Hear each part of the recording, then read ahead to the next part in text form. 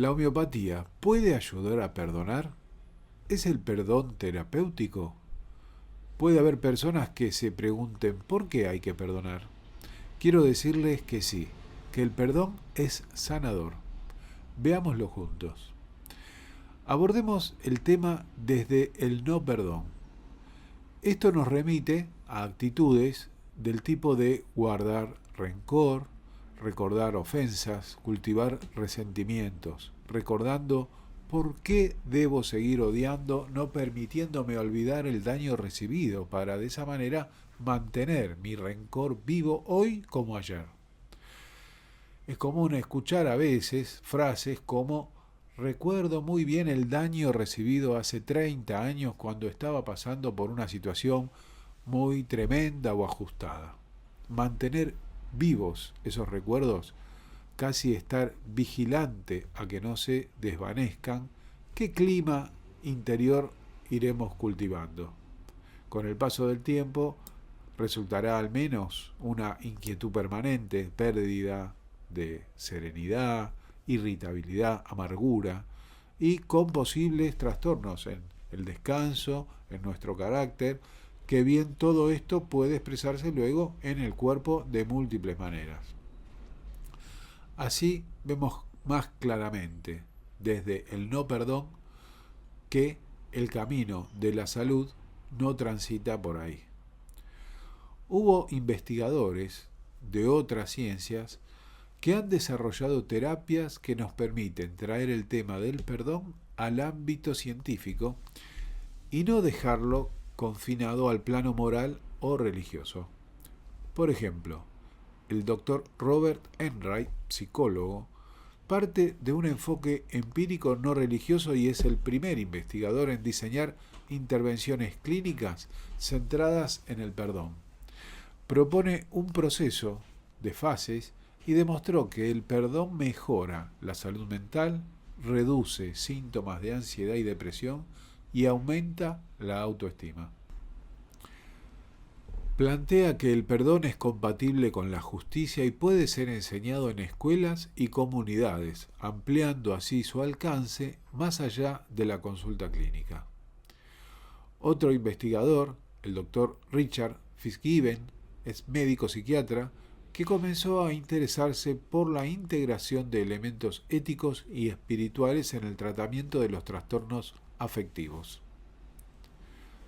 En 1980, publicó sobre el valor del perdón en pacientes con trastornos de ansiedad, ira crónica, depresión y conflictos matrimoniales.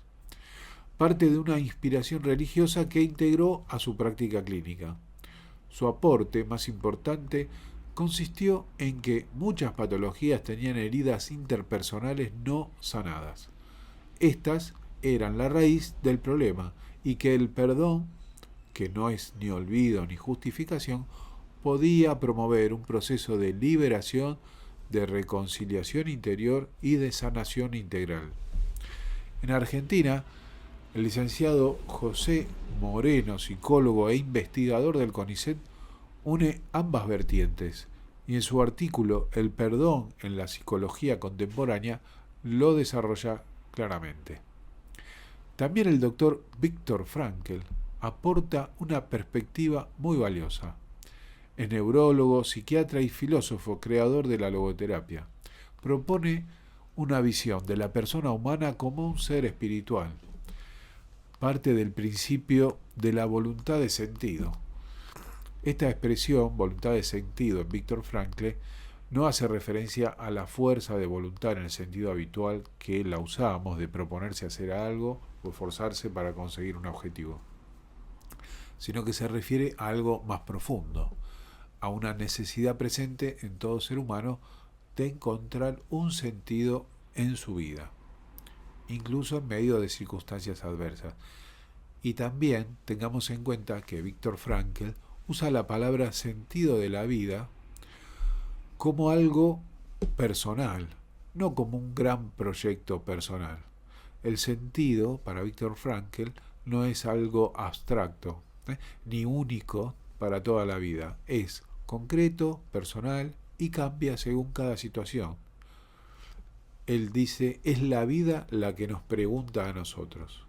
Y el sentido se expresa en la respuesta concreta que damos a las situaciones ordinarias de cada día. En este marco, el perdón puede comprenderse como una opción existencial, capaz de transformar el sufrimiento como respondiendo desde este lugar a la agresión. Esto es una elección, es un principio terapéutico. Es decir, es elegir perdonar frente a la agresión. Esto libera a la persona en lugar de perpetuar el sufrimiento. Su obra más significativa es El hombre en busca de sentido. En Argentina tenemos la doctora Raquel Sosa, que es médica, es logoterapeuta, y presentó un artículo sobre el perdón. Lo llamó El arte de perdonar. Ella subraya el perdón como un acto creativo y libre. Entre el estímulo, la vida que pregunta, y la respuesta hay un espacio. En ese espacio está nuestro poder de elegir una respuesta. Esto es de Viktor Frankl. Espacio que el perdón aprovecha para trascender heridas internas. El perdón libera la energía negativa y libera al individuo del poder que ejerce el otro sobre él. Esta doctora propone una estrategia de 5 pasos que extrae de Ansel Grum, un sacerdote monje benedictino. El primero, permitir el dolor, reconocer la herida sin minimizarla. Aceptar este paso es difícil porque a veces implica volver a pasar por ahí, volver a sufrir, a sentir ese dolor. Aceptar la ira, la rabia que nos produce este recuerdo. Esta es la fuerza que nos va a permitir sacarnos el cuchillo de la herida, arrojarlo y distanciarse del agresor. A veces es difícil porque el agresor es una persona que queremos mucho, pero necesitamos un responsable para esa herida, si no, no hay quien perdonar. Comprender lo sucedido, analizar objetivamente las motivaciones del otro, el impacto sufrido, después reflexionar. ¿Y todo esto para qué? Para poder perdonar. Actuar la propia libertad perdonando. Y el perdón, como dijimos varias veces en el video, es un acto de liberación interior, desprenderse de la energía negativa y cortar el poder del agresor sobre uno mismo, apaciguar esa herida que sigue viva y que sigue produciéndonos sufrimiento. Y de esa manera vamos a transformar la herida en perlas, tomando la metáfora de las perlas, la cual se forma en la ostra a partir del ingreso desde el exterior de un elemento extraño a la ostra. Puede ser arena, parásito, etc. El proceso que comienza dentro de la ostra es de ir rodeando este elemento con sucesivas capas de nácar. Lo que originalmente fue la herida se transforma en algo valioso, una perla. No desaparece. Una imagen parecida nos ofrece el kintsugi. Es un antiguo arte japonés que consiste en reparar una pieza de cerámica rota utilizando una resina mezclada con polvo de oro. En lugar de ocultar las grietas, las resalta, mostrando que la fractura puede integrarse y dar origen a un objeto aún más valioso. El oro que une las piezas rotas es el perdón. Hay un aspecto de este proceso que merece detenernos un momento. Muchas personas creen que perdonar consiste en negar lo sucedido. Vamos viendo que no pasa por ahí. Tapar la herida no es perdón, y la reacción de cólera, fastidio o enojo que nos provoca taparlo como si nada hubiera pasado. Sin embargo, si hacemos esto, sucederá todo lo contrario. El perdón comienza cuando somos capaces de reconocer aquello que sentimos. ¿Qué ocurre cuando esa bronca nunca encuentra un modo sano de elaborarse? Nos tragamos la bronca, es la frase que decimos por ahí. Esto nos va a enfermar porque nos consideramos haber sido agredidos de manera injusta, indignadas, nos enojamos y no hay manera de que esto lo podamos metabolizar. No expresamos nada. Para nuestra salud esto es causa de trastornos, una causa de enfermedad, no tanto la situación que vivimos, la circunstancia, sino la manera en la cual reaccionamos. Hay personas que viven esa misma circunstancia y no lo afectan, o les resbala, no los enferma, y otras que sí. En este caso volvemos a hablar del tema de la susceptibilidad que mencionamos en otro video. Puede ser que el motivo por el cual no reaccionamos no sea el miedo, sino sea preservar un clima de armonía en el ámbito en el que esto se haya desarrollado. Puede ser laboral, puede ser una familia, puede ser en una relación, por miedo a que sea dañada. Pero la emoción está. ¿Y qué hacemos con ella?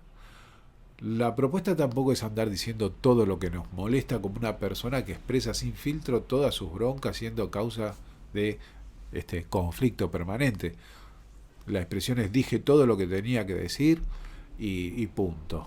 Bueno, pero también decir tiene que ver con el otro que escuchas, algo que hace a la comunicación, ¿no es cierto? Muy bien. Entonces, frente a esta exageración está la otra persona que no expresa nunca sus problemas y luego estalla en un momento dado por haber acumulado todo esto. Y pasamos de un periodo de mutismo a otro de estallar, especie de bucle. Entonces, ¿qué hacemos? Debemos encontrar el modo de metabolizar estas emociones y luego decidir de qué manera responder. Esto es una tarea de toda la vida, ir encontrando el modo. Es un ejercicio que, en la medida que se practica, irá siendo más fácil, como el ejercicio físico, de igual manera, ¿verdad? Si hacemos ejercicio nos va entrenando. Ahora bien, hay distintos tipos de herida, distintos tipos de profundidad de herida. En este proceso de sanación, la homeopatía puede colaborar favoreciendo, recuperando el equilibrio emocional y biológico. En su modo de tomar la historia clínica, el homeópata ejercita una escucha atenta para considerar hasta qué punto el paciente se está enfermando por estas emociones. El medicamento homeopático no va a perdonar por el paciente, pero puede facilitar que la persona encuentre sus propios recursos para elaborar esas heridas, encontrando un resignificado a los recuerdos de su memoria. Aprender a sanar aquellas heridas que siguen viviendo dentro de nosotros es un camino de sanación, de reencuentro con nosotros y de una vida en plenitud. Sigamos construyendo juntos una salud integral, profunda y duradera. Hasta el próximo video.